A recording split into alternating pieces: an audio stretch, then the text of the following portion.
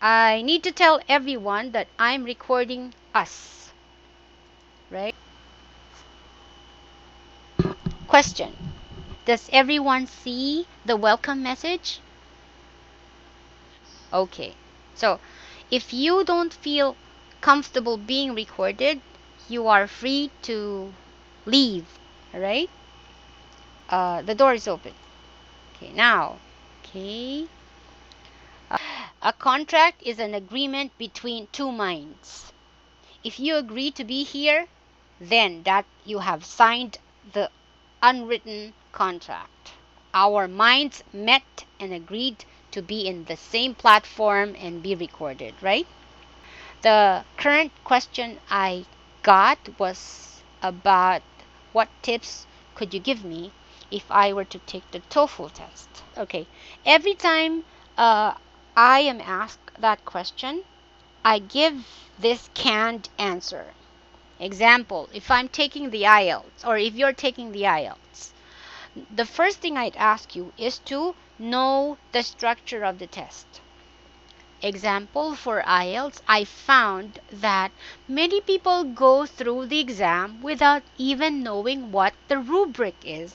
So your question is, what tips could you give me for taking TOEFL? So first, know the structure of the test, how it's done. Know how many levels, know how many tasks, what kind of questions. Example, if you're going to take the TOEFL is a computer-based test, right?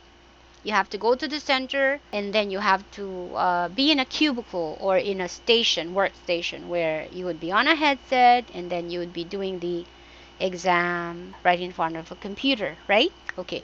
First thing you know is the structure. How many parts? Example, for the speaking part, how many parts does it have? For each part, what are the possible questions? By knowing the topics for that question, the structure of how the question is, because you would have eventually, for each is the next step, the rubric for that particular task. What is a rubric?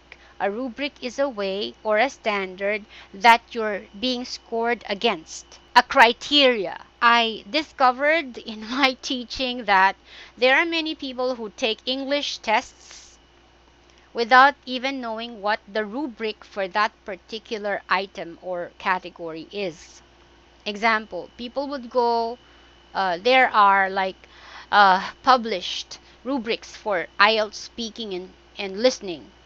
These are ways for you to know if you are to target a certain band score, let's say 7, it will give a bullet list of what you need to have, or the competencies or the fluencies that you need to possess in the manner you answer, so you can get a certain score.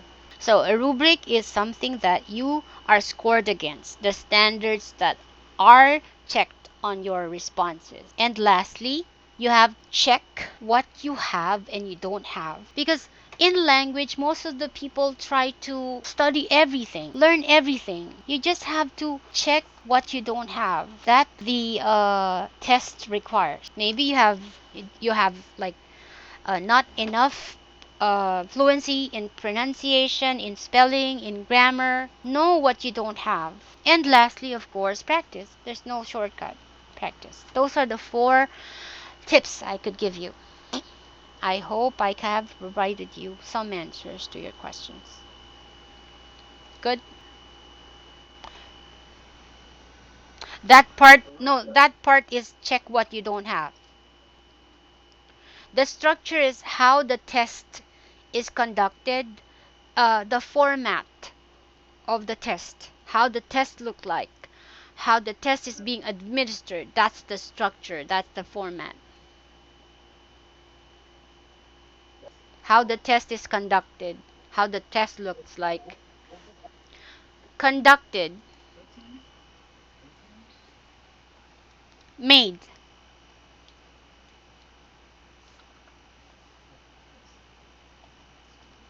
How the test is done. Yes. What is the format? How do they ask you questions? How many questions do they have? Yes. Yeah, that. Yes, time. Yes. How long it'll take for you to get the results, how to apply for it, how do you sit for it, do you take everything on the same, every detail of the test procedure that they repeat over and over, that's the structure.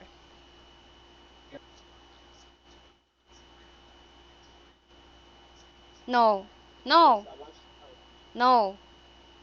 There are many resources, videos, web page. Yes. Example: IELTS has four parts, two kinds: general and academic.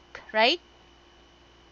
You're taking TOEFL. I'm not that familiar with TOEFL, but I only know sections for writing and speaking. The other parts I'm not updated because, yes. So all, okay. So for example, for IELTS, if you need to do let's say speaking, so it has four parts. Both there are two forms or two types, general and academic. For those four parts, there will be different. They would be different for the reading. No, listening and speaking part are identical, but reading and things like that. And then for speaking, there are three parts. For the part one, they ask this type of question, second and third. And then what fluency are they looking for? Uh, what what are the possible topics that they would ask? What kinds of how many types of question do they ask? So those things are about structure or format. Are we good? Okay. How about rubric? What is rubric? You can Google what rubric it is. A criteria of how you are scored. It's a criteria for judging your work, like speaking and listening. Because for reading and your speaking and writing. Because for reading and for listening, they have an answer key, which tells if your answer is correct or not. But for uh, speaking and writing, you would be scored by people or a computer, right? Where you'll be graded according to some standard like task achievement, coherence, cohesion, lexical resource, grammar, etc. for writing. Okay.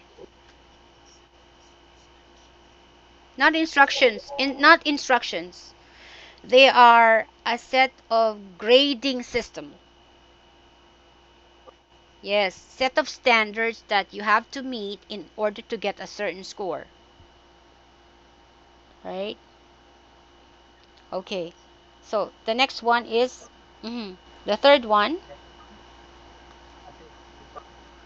Yes. You have to know what you don't know that they want, right? And that is the essence of preparing. You don't practice what you are already good at. You practice at the weakness that you have. That they are looking for, right? Okay. And you don't need to explain that, right? Do it over and over. But before you practice, you have to do all three. Practice is not effective if it's just practice. Have you ever heard of the expression practice makes perfect? That's bullshit. If you do the same wrong thing over and over, will you get better? That's the thing. Proper practice makes not perfect, makes better performance, right? So if you don't know the target, how would you be able to hit it? Practice enhances your ability to hit the target. So know the target, how to get the target, then practice, right? Okay. All right. I'm sorry it took that long.